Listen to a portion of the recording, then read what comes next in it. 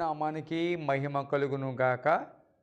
జీవన తొలి సంధ్య అనుదినమన్న అని ఉదయకాలపు వాక్య ధ్యానములకు మిమ్మల్ని ప్రేమపూర్వకంగా ఆహ్వానాన్ని తెలియపరుస్తూ నా నిండు వందనాలు తెలియపరుస్తూ ఉన్నాను.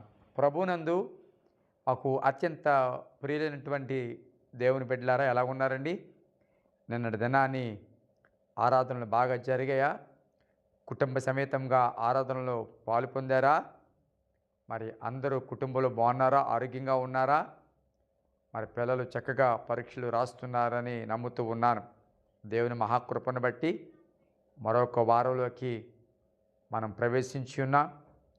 ఈ వారమంతా మీ జీవితంలో దేవుడు కృప మీకు తోడై ఉండాలని, అవి దీవెనకరంగా ఉండాలని, మీ చేతి పనిని మీ వ్యాపారాలను దేవుడు దీవించాలని నేను మనసారా కోరుతూ ఉన్నాను.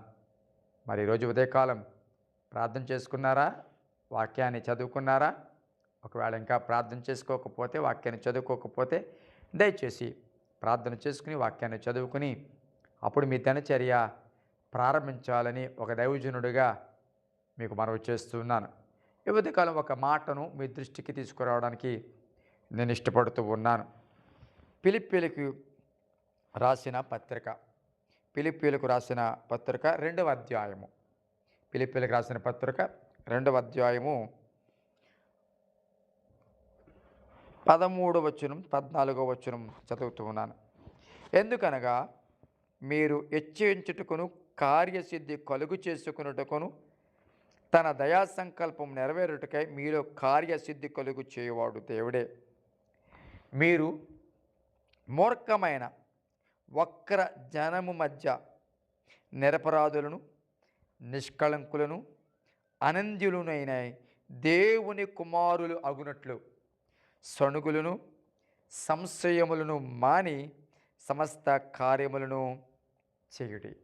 ప్రియదేవుని బిడ్డలారా, అపోస్తలుడైన పౌలు గారు ఫిలిప్పీలకు రాస్తూ కొన్ని హెచ్చరికలు మాట్లాడుతూ ఎలాంటి వారి మధ్య మన సాక్ష్యం కాపాడుకోవాలి, అసలు మన వృద్ధి ఎలాంటి వారి మధ్య మనం ఉంటూ ఉన్నాం, ఎలాంటి వారి మధ్య మన ఆత్మీయ జీవితాన్ని కాపాడుకోవాలి, ఎలాంటి వారి మధ్య మనం దేవుని కుమారులు అని అనబడేటట్లుగా, గుర్తించబడేటట్లుగా బ్రతకాలి అనే మాటలు మనం చూసినట్లయితే, మూర్ఖమైన వక్ర జనము మధ్య, చూసారా? మూర్ఖమైన వక్ర జనము మధ్య, క్రమము లేని జనము మధ్య, మూర్ఖులైన ప్రజల మధ్య, దేవుడు భయము లేని ప్రజల మధ్య, అవిధేయులైన ప్రజల మధ్య,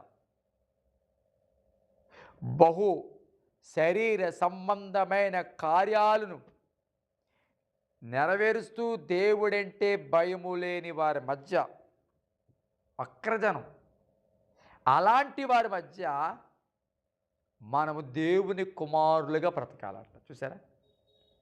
అనుకూలంగా ఉండి దేవుని కుమారులుగా బ్రతకడం కాదు, వక్రజనం మధ్య దేవుని కుమారులుగా బ్రతకాలి.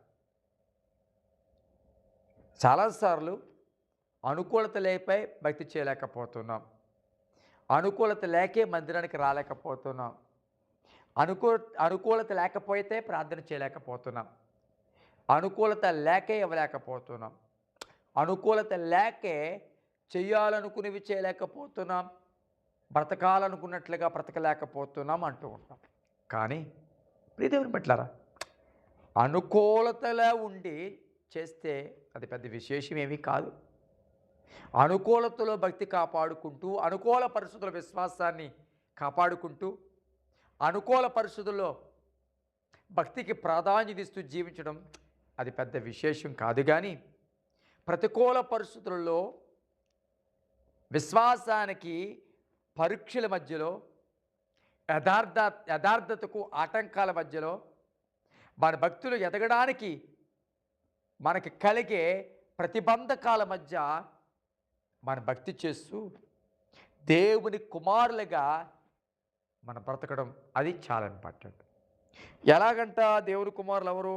నిరపరాధులను, నిష్కళంకులను ఆ, ఆ, అనంజులునైన అంటే నిందలేని వారని. చూసారా? వీరి మధ్య నిరపరాధులుగా బ్రతకాలి, నిష్కళంకులుగా బ్రతకాలి, అనంజులుగా బ్రతకాలి. వక్రజనం మధ్య ఈ లక్షణాలు కలిగి బ్రతకాలి. ప్రియబిడ్డలారా, నిజమే, కష్టమే.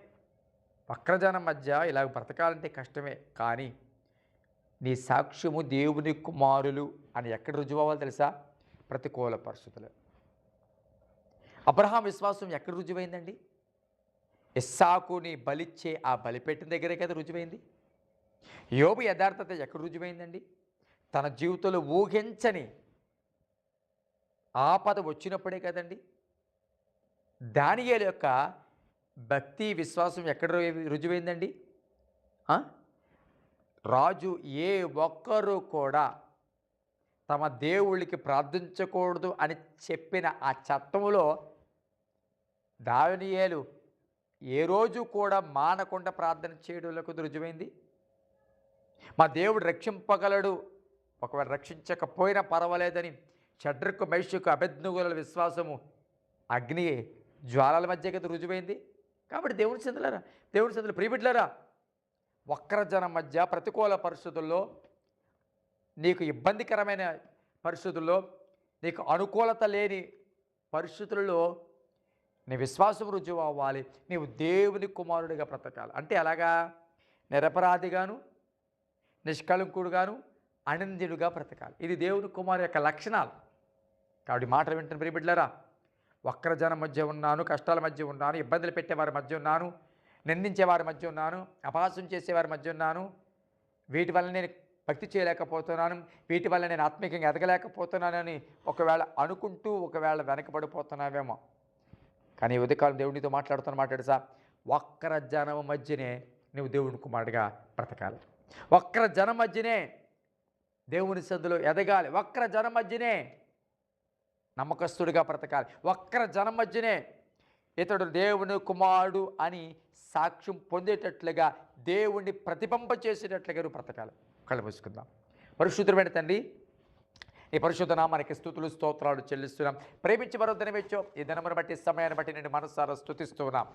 ఎంతోమందిని ఆయన ఈ లోకాన్ని విడిచిపెట్టి వెళ్ళిపోతున్న క్రమములో మేము ఎక్కడ సజీవులుగా ఉన్నాం. నేను స్తుతిస్తున్నాం. వందనాలు నాయన. వక్రజనం మధ్య దేవుని కుమారులుగా బ్రతకడానికి సహాయం చేయండి అయ్యా. నిరపరాధులుగాను, నిష్కళంకులుగాను, అనంద్యులుగాను మేము అయ్యా వక్రజనం మధ్య మేము బ్రతకాలి. ప్రతికూల పరిస్థితులు బ్రతకాలి. అట్టి కృప ప్రతి ఒక్కరికి దయచేయండి. బలహీనలు బలపరచండి, అనారోగ్యంగా స్వస్థపరచండి. గర్భఫలంతో ఉన్న వారి జ్ఞాపకం చేసుకోండి.